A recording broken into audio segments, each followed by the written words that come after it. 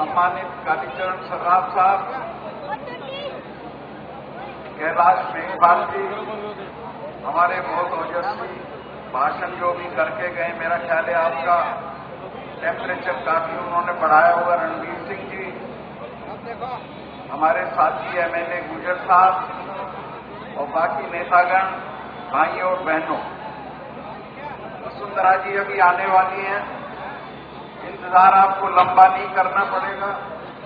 मेरे पास बहुत लंबे भाषण का सामान नहीं, मैं मेरठ से आया हूं, मेरा यहां कोई असर नहीं है, कोई जान पहचान नहीं है, किसी पे कोई दबाव नहीं। आप मुझसे सवाल कर सकते हैं कि आप क्यों धक्के खा रहे हैं, आप क्यों घूम रहे हैं। मैं इसलिए आया हूं कि जिस गांव में भी जाता हूं लोग कहते हैं कि क्यों घूम रहे हो, नरेंद्र मोदी को ले आओ, पार कर दें। आज पूरा देश बिलबिला रहा है कि नरेंद्र मोदी आए, लेकिन नरेंद्र मोदी लाल किले पे अकेला और अपनी ताकत से नहीं चढ़ सकता जब तक आप राजस्थान में वसुंधरा जी को नहीं जिता देते हैं। जिस दिन राजस्थान में वसुंधरा जी मुख्यमंत्री हो जाएंगी, उस दिन नरेंद्र मोदी के लाल किले पे चढ़ने की गारंटी हो जाएगी। तो मैं आपसे निवेदन करने आया हूं कि आग जब लगती है तो वो ये नहीं देखती कि दूसरा घर किसका है, जलाती हुई चली जाती है। अगर यहां से आप कामयाब हो जाओगे तो सारे देश में कामयाब हो जाओगे। और आपका सौभाग्य है कि आपको इस तरह की मुख्यमंत्री मिली है। आज जो देश का हाल है, रणवीर भाई ने जो बताया उसको तो सुन के मेरे भी रोंगटे खड़े हो रहे थे। देश में ऐसा प्रधानमंत्री है, हमारे जवानों के सर कट के आते हैं, नहीं बोलता है। लाखों करोड़ के घोटाले हो जाते हैं, नहीं बोलता है। लड़की के साथ बलात्कार होकर उसका कत्ल हो जाता है, नहीं बोलता है। अभी हम गोवा गए थे, वहां किसी ने एक किस्सा सुनाया। एक बुजुर्ग आदमी अपने आखिरी दिन में था, उसके बेटे ने कहा कि पिताजी अपनी आखिरी ख्वाहिश बता दो। उसने कहा बेटा मेरी दो ख्वाहिश, एक तो ये कि तेरी मां बोलना बंद कर दे, और एक ये कि मनमोहन सिंह बोलना शुरू कर दे। दो ख्वाहिशें। तो इस तरह का मुल्क है, सब कुछ इतना बुरा मुल्क में हो रहा है जिसकी कोई कल्पना नहीं। मैं जो देख रहा हूं अपने सामने, यहाँ के जो किसान भाई हैं, आपका तो ऐसा दुर्भाग्य है कि आप तो रोज गरीब हो रहे हैं और आपको पता भी नहीं चल रहा।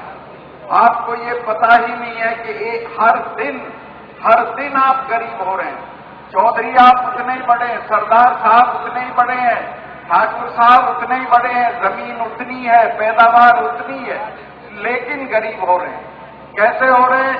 अगर समझना चाहते हो तो समझो।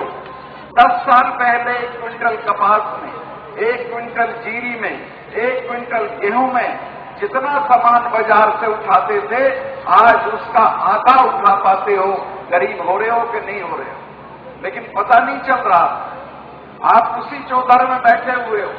मैं कॉलेज में पढ़ता था, रात को खाना खा के हम लोग टहलने निकलते थे।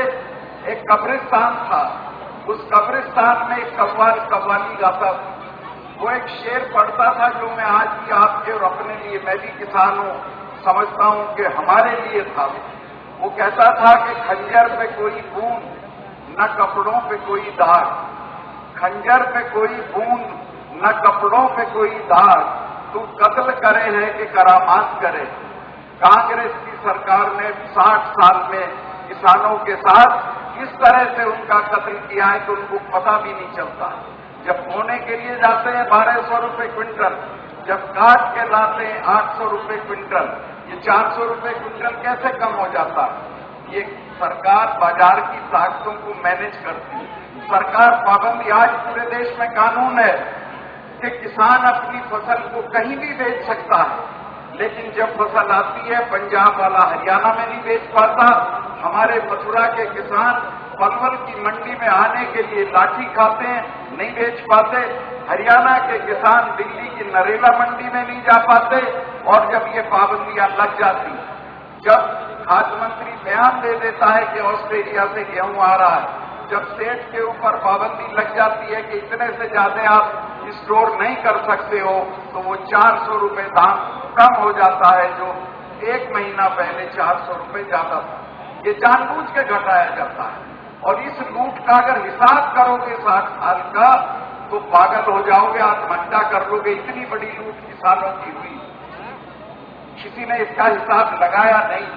तो मैं आपसे निवेदन करना चाहता हूं कि इस देश में इस बात की भी लड़ाई है। मैं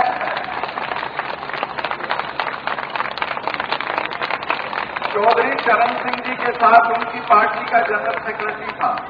उन्होंने मुझे कहा कि बेटा तुम्हें पता ही नहीं है कि इस देश में लड़ाई क्या। उन्होंने कहा जिनके हाथ में ताकत है उनके नक्शे में गांव का आदमी नहीं।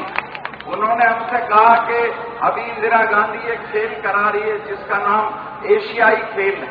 उसमें वो 6 दिन में 600 करोड़ रुपया खर्चा करेगी।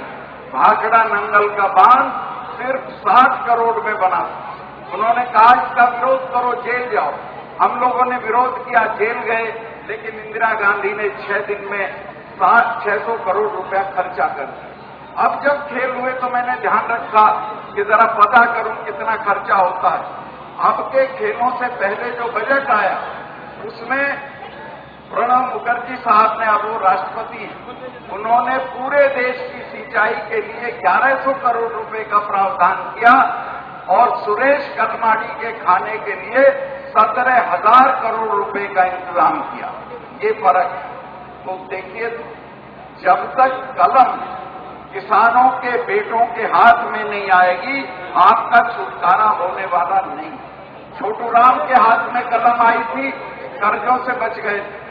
देवीलाल के हाथ में कलम आई थी, आप कर्जों से बच गए। बादल के हाथ में कलम आती है, किसान के हक में फैसला होता है। वसुंधरा जी के हाथ में कलम आती है तो किसान, मजदूर, व्यापारी के हक में फैसला होता है।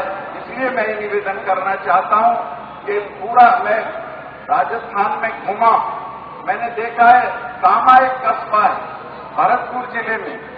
मैं जा रहा था वसुंधरा जी की मीटिंग से बोल के अगली मीटिंग में पहले बोलने के लिए जा रहा था। उसमें आधे मुसलमान हैं और आधे हिंदू। आप मेरा यकीन करना, पूरे कस्बे के हर घर के सामने उस घर की औरतें वसुंधरा जी के इंतजार में बैठी हुई। बनी बनाई सरकार है, बना बनाया राज है। जरा सा धक्का लगा दोगे तो तकदीर बदल जाएगी। यही प्रार्थना आपसे करना चाहता हूं। और ये जो गहलोत है, ये बेचारा तो दिल्ली का चपरासी, ये वसूली अमीन है दिल्ली के। एक घटना बताऊं मैं आपको, खत्म करूंगा उसके बाद अपनी बात। 1 हफ्ता पहले मेरे एक दोस्त ने मुझे नाश्ते पे बुलाया। उसका नाम सिद्धार्थ श्रीराम है, प्रेस के लोग यहां बैठे हैं। उसके घर पे होंडा कंपनी का जो जापान का डायरेक्टर है वो आया हुआ था। और जब हम चाय पीने लगे तो उसने मुझे कहा कि मलिक साहब आपको फक्र होना चाहिए, आपको घमंड होना चाहिए। हमने इतनी बड़ी फैक्ट्री राजस्थान में लगाई वसुंधरा जी की वजह से, हमको कहीं भी एक पैसा रिश्वत नहीं देनी पड़ी। मैं आपसे पूछना चाहता हूं, अगर गहलोत के राज में वो फैक्ट्री लगती तो पहले दिल्ली जाता, सोनिया जी से पूछता कितना लेना है, कितना आपको भेजना है, कितना मुझे रखना है, कितना AICC में भेजना है। कोई बड़ी फैक्ट्री, कोई बड़ा काम, कोई बड़ा कारोबार, कोई बड़ा ठेका बिना सोनिया गांधी से पूछे, बिना हिस्सा तय किए नहीं होता। और दूसरी तरफ आपको ऐसी मुख्यमंत्री मिली हुई है कि जिसके घर ने पैसा लेना नहीं सीखा, जिसने खुद पैसा लेना नहीं सीखा। तो दोस्तों, ये बहुत बढ़िया मौका है। 3-4 महीने की बात है। इस गर्मी को बनाए रखिए और अपने आप को वसुंधरा जी के जरिए खुद को कामयाब करिए। बहुत बहुत धन्यवाद।